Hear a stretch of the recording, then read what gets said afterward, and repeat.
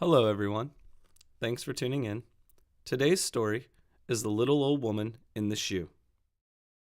Once upon a time, there was a little old woman who lived in a shoe. This shoe stood near a great forest and was so large that it served as a house for the old lady and all of her children, of which she had so many that she did not know what to do with them. But the little old woman was very fond of her children, and they only thought of the best ways to please her. Strong Arm, the eldest, cut down trees for firewood. I will make sure Mother is not cold and has a good fire to cook on. Peter made baskets of wickerwork. I will make sure Mother always has a place for her things. Mark was chief gardener. I make sure Mother always has fresh food. Lizzie milked the cow, and Jenny taught the younger children to read. Now this little old woman had not always lived in a shoe. She and her family had once dwelt in a nice house, covered with ivy, and her husband was a woodcutter, like Strong Arm. But in a huge castle beyond the forest lived a fierce giant, who one day came and laid their house in ruins with his club. After which, he carried off the poor woodcutter to his castle beyond the forest. When the little old woman came home, her house was in ruins, and her husband was nowhere to be seen. Night came on, and as the father did not return, the old lady and her family went to search for him. When they came to the part of the wood where the giant had met their father, they saw an immense shoe. They spent a long time weeping and calling out for their father. Father! Father! Yo, father! Where are you? But met with no reply. Then the old lady thought they had better take shelter in the shoe until they could build a new house. So Peter and Strong Arm put a roof to it and cut a door and turned it into a dwelling. This should keep us safe for now, said Strong Arm. It looks good, brother, agreed Peter. Here they all lived happily for many years, but the little old lady never forgot her husband and his sad fate. Strong Arm, who saw how sad his mother often was about it, proposed to the next 11 brothers that they should go with him and set their father free from the giant. Listen up. Enough is enough. We are going to get our father back. Their mother knew the giant's strength and would not hear of the attempt, as she feared they would be killed. You mustn't go.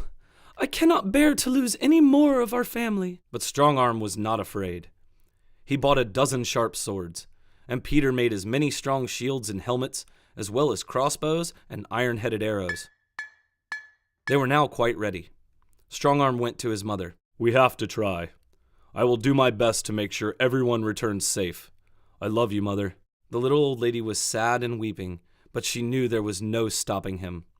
Strong Arm gave the order to march. Let's move! And they started for the forest. The next day they came in sight of the giant's castle. Strong Arm, leaving his brothers in a wood close by, strode boldly up to the entrance and seized the knocker. The door was opened by a funny little boy with a large head, who kept grinning and laughing. Strong Arm then walked boldly across the courtyard, and presently met a page, who took off his hat and asked him what he wanted. Strong Arm said, We are here to free our father, who was taken prisoner by the giant. Oh, that is not possible. I am sorry, but the part of the castle where your father is being held is guarded by a large dragon, replied the page. Strong Arm was determined to find his father, and went past the little man and soon found the monster, who was fast asleep.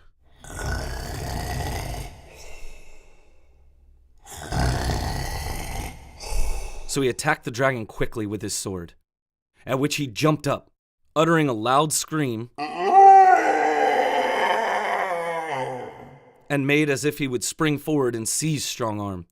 But the good sword had done its work, and the monster fell heavily on the ground. Now the giant, who had been drinking much wine, was fast asleep in a remote part of the castle.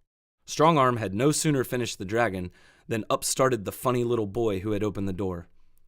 He led Strong Arm round to another part of the courtyard, where he saw his poor father. Father! Strong Arm! He sprung to his feet and embraced him. How did you get past the dragon? His father asked. I caught him sleeping and made short work of him, father. Then Strong Arm called up his brothers, and when they had embraced their father, they soon broke his chain and set him free. Meanwhile, back at the shoe, the little old woman, after her sons had left, she gave way to the most bitter grief.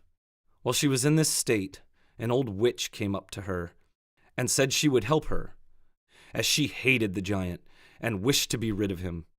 The old witch then took the little old lady on her broom, and they sailed off through the air, straight to the giant's castle. Now this old witch had great power, and at once afflicted the giant with corns and tender feet. "If he can't walk, he can take no one else," said the witch. When he awoke from his sleep, he was in such pain that he could bear it no longer. So he thought he would go in search of his missing shoe, which, like the other one he had in his castle, was easy and large for his foot. When he came to the spot where the old lady and her children lived, he saw his old shoe, and with a laugh that shook the trees, he thrust his foot into it, breaking through the roof that Strong Arm and Peter had put to it. The children, in great alarm, rushed about inside the shoe. Oh no, help! And frightened and trembling, scrambled through the door and the slits which the giant had formerly made for his corns. By this time, the witch and the old lady, also Strong Arm, and his 11 brothers and his father, had come upon the shoe. Strong Arm and his brothers shot the arrows at him until at last he ran frightened back to his castle. Then the father and the little old woman and all their children built a new home and lived happily ever after. Thanks for tuning in, everyone. If you liked what you heard, please subscribe to the channel, and you'll be updated when the next story comes out next Friday.